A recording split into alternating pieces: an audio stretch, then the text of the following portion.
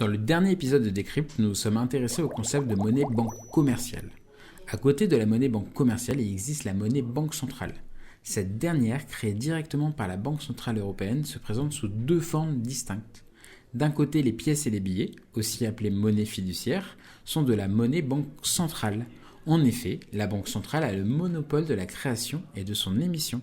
En France, les billets sont fabriqués par la Banque de France et les pièces par la Monnaie de Paris. De l'autre, la monnaie banque centrale est aussi la monnaie scripturale émise par la Banque centrale européenne, la BCE.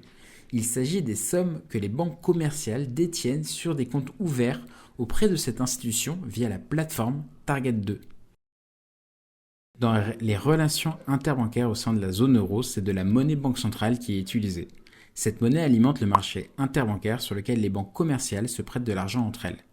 En raison des exigences réglementaires sur les réserves ainsi que d'autres besoins de liquidité à court terme, les banques commerciales vont emprunter de l'argent soit directement auprès de la BCE, soit auprès d'autres banques commerciales. C'est ce qu'on appelle les concepts de refinancement des banques. La Banque centrale européenne a un rôle majeur et indépendant dans la création monétaire. Elle orchestre sa politique monétaire au moyen de divers outils, tels que des opérations d'open market, le taux directeur et les réserves obligatoires. Sans ce contrôle, le pouvoir de création monétaire des banques commerciales serait infini, ce qui pourrait engendrer une hyperinflation.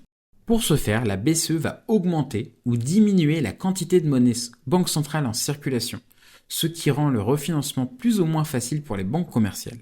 La BCE décide du taux auquel elle va prêter de l'argent aux banques commerciales et auquel elle va rémunérer les dépôts qui sont faits par ces banques sur ses comptes ouverts dans ses livres. Par ce mécanisme, la Banque centrale impacte les relations entre les agents économiques, particuliers et entreprises, et les banques commerciales. Plus il sera facile pour les banques commerciales de se refinancer, plus elles accorderont des crédits à leurs clients et inversement, ce qui provoque des effets macroéconomiques comme la stimulation ou le ralentissement de l'économie. Enfin, cette monnaie banque centrale est aussi importante dans le monde de la finance de marché. Elle est utilisée lors du processus de règlement-livraison des transactions boursières.